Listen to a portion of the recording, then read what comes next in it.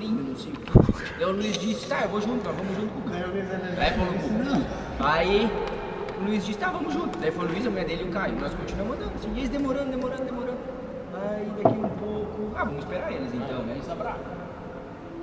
A Luísa tava brava, já que o Caio não vinha.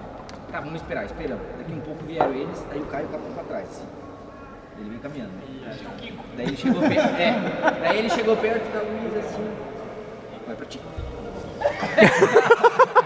Daí saiu, daí ele fez ela olhou estranho assim, tá, ela olha pras crianças, não sei. Não vai abrir, diz o Caio. Daí, não, daí ela pegou, abriu um sapo.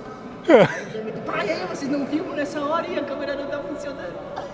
Vermelho. Mas foi uma ocasião especial ou não? Não, sapo. Que lojinha ruim, né? Pra ter sapo.